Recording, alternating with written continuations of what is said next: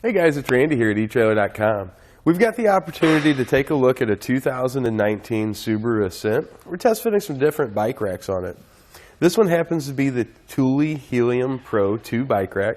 Now the biggest thing this rack's got going for it, other than a lot of the features you generally find on a higher end hanging style bike rack, is that it is extremely lightweight. That's where it gets the name Helium. This is something that you can very easily, even if you don't have a bunch of strength or maybe your hands aren't that strong, get loaded up into any vehicle and get attached. Outside of that, it's going to be pretty straightforward as far as hanging style racks go. We've got 3 straps that hold our bike in place. One here and one here, so we've got 2 for our top tube. On the back side, anti-sway cradle there. Prevents a lot of that front to back swinging of our bikes. You can see this one happens to be the 2 bike version. There is also a 3 bike version available. We'll give you the dimensions on that in a minute. But as you can see, pretty easy to use strap system here. Just press in, lift them out, and at that point you're ready to unload your bike. I'm going to get this out of the way so we can take a better look at those cradles. Oh, I forgot to mention, this one also has the security built in. You can see we've got our cable lock here. It stores in the mast.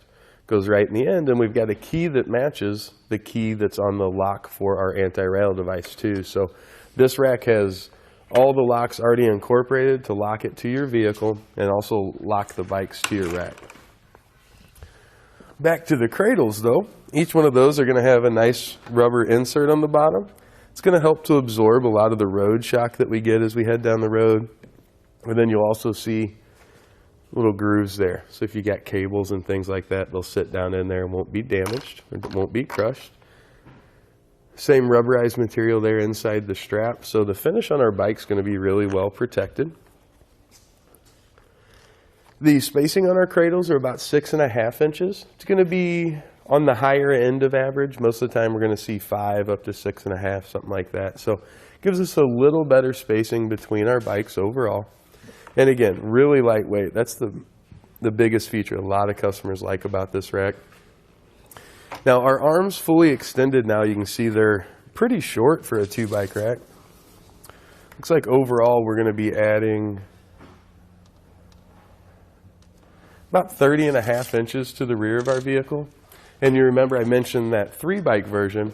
That's going to be about 9 inches longer. So if you need a little bit more capacity but still want a really nice light bike rack, that'll be a good option for you. Now to reduce that further, regardless of which one we go with, if we lift that lever, see if we can rotate that down into the stored position. In our stored position, only adding about 19.5 inches or so. So at that point, it's going to open up a lot more opportunities for us to park in the garage without removing it, or if we're in a parking garage or something like that and we don't want it hanging out. It's going to be an excellent solution. Now this also has the option to tilt away from our vehicle.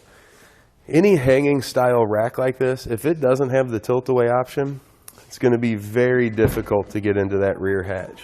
But with this one tilting away, you can see no problem. We can easily get even larger items in and out of there without any real kind of issue.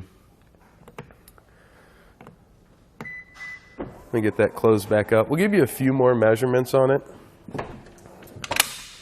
Lift that up. You hear that real positive click? We don't always get that out of bike racks. And I also like the fact that we're just using levers for all of our operation. We're not using pins that have to slide through, not using set bolts that we have to loosen and tighten each time. So just quick and easy operation. We've already done our overall there. Let's get our closest point.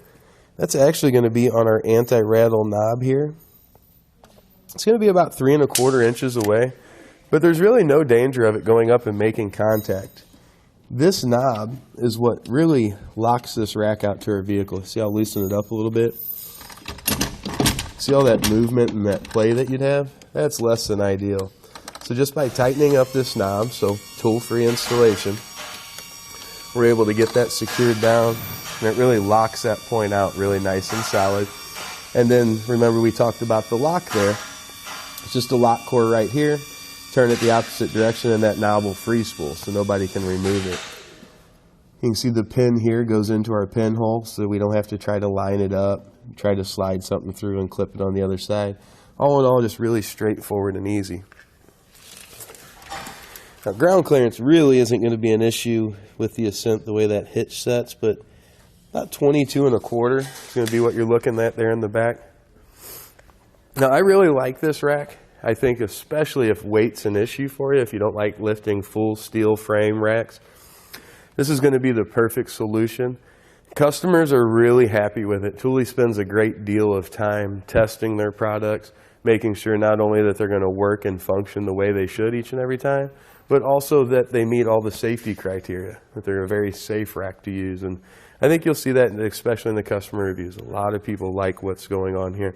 And I also like handling it. I've had my hands on hundreds of different bike racks, and this is one of my favorites. We've got some footage of this going out through our test course, just to give you an idea of how it's going to handle on the back of a vehicle, how your bikes are going to look as you're going side to side and over bumps and stuff like that. So take a look at it and see what you think. That pretty much wraps it up. Here on our test course, we'll start by going through the slalom. This is going to show us the side to side action. This simulates turning corners or evasively maneuvering.